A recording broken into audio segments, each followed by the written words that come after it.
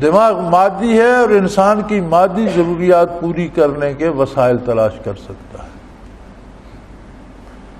دل وہ شے ہے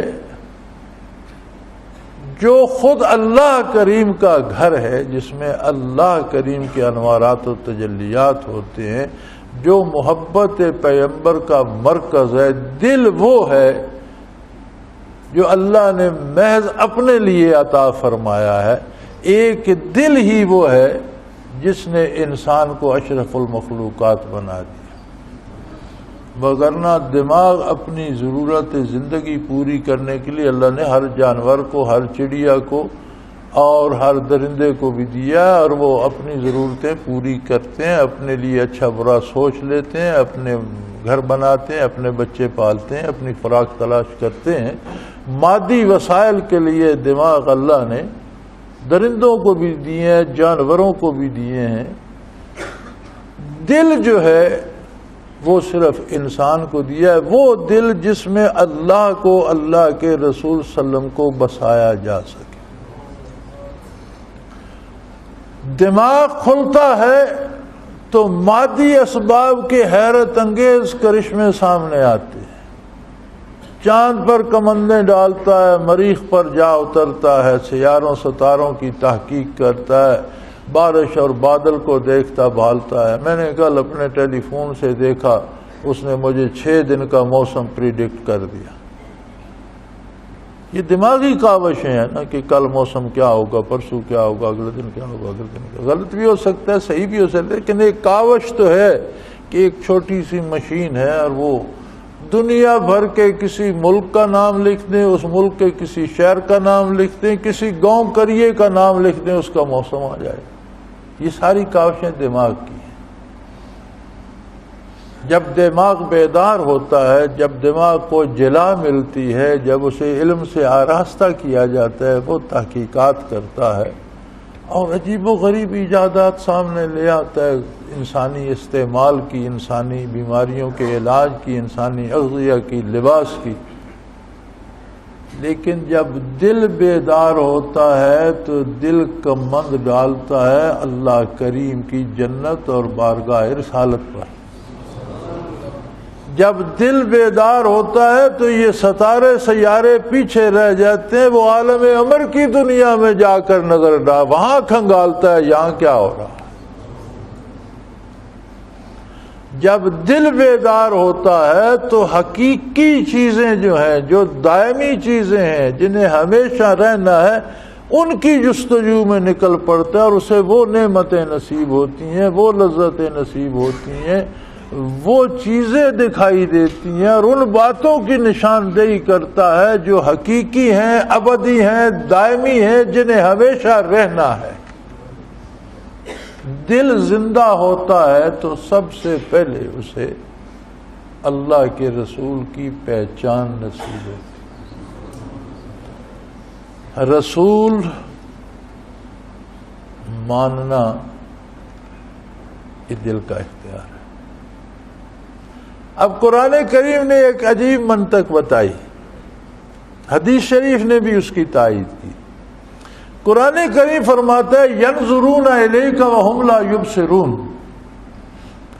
اے میرے حبیب آپ کی طرف نظریں گھما گھما کے دیکھتے ہیں لیکن آپ کو دیکھ نہیں سکتے۔ بھی حضور نظر نہیں آتے تھے تو کفار پتھر کس کو مارتے تھے؟ اگر حضور نظر نہیں آتے تھے تو ایذا کس کو دیتے تھے؟ تانے کس کو دیتے تھے؟ نظر تو آتے تھے لیکن انہیں محمد الرسول اللہ نظر نہیں آتے۔ انہیں جو کچھ نظر آتا تھا وہ ایک وجود دیکھتے تھے کہ یہ ہمارا مکے کا رہنے والا قریشی بھائی ہے۔ اس کے پیچھے جو رسالت کا اتھا سمندر تھا، انوارات کی اتھا گہرائیاں تھیں، تجلیات باری کا اتھا سمندر تھا، اس تک ان کی نگاہ نہیں جاتی تھی۔ اگر وہاں تک جاتی تو پھر کہہ اٹھتے محمد الرسول اللہ۔ تو قرآن کریم فرماتا ہے نظر تو دوڑاتے ہیں آپ کی طرف، دیکھ نہیں سکتے، یعنی اپنے جیسے ایک انسان کو دیکھتے ہیں، رسالت کی حقیقت تک نہیں پہنچتے، آپ کی عظمت کو نہیں پا سکتے۔ اور جو کچھ اس انسانی لباس میں رحمت للعالمینی ہے، اس پہ حجاب ہے، انسانی حجاب کو دیکھتے ہیں، اس رحمت للعالمینی تک ان کی نگاہ نہیں جاتی۔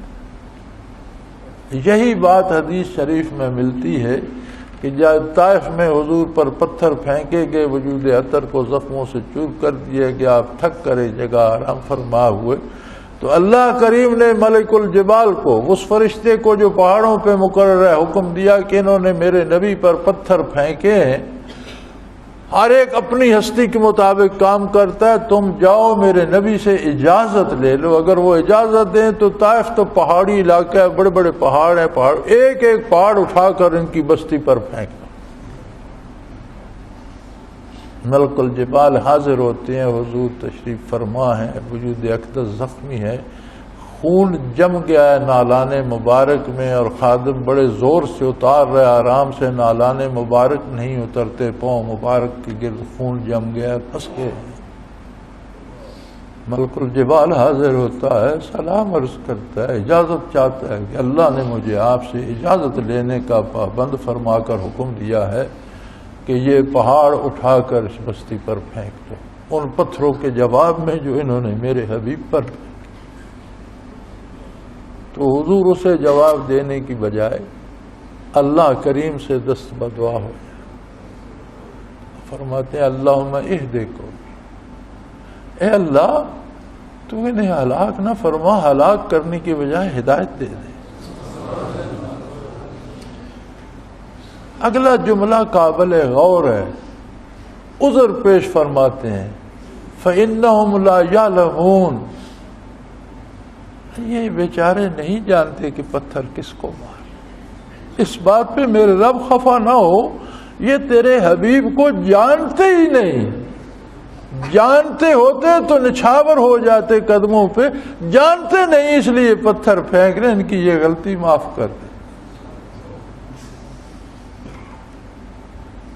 تو دل وہ آئینہ ہے جو پہچان دیتا ہے محمد الرسول اللہ صلی اللہ علیہ وسلم کی، اور ہم سے جب اطاعت چھوٹ جاتی ہے، نمازیں چھوٹ جاتی ہیں، روزے چھوٹ جاتے ہیں بلا عذر شرعی، صدقات نہیں دیتے، زکوٰۃ چرا لیتے ہیں، لوگوں کے مال پہ نظر رہتی ہے، لوگوں کی جان کی پرواہ نہیں کرتے، محض دنیا کے پیچھے لگے ہوتے ہیں، اس کا مطلب یہ ہوتا ہے کہ ہمارے دل محمد الرسول اللہ صلی اللہ علیہ وسلم کو پہچان نہیں رہے۔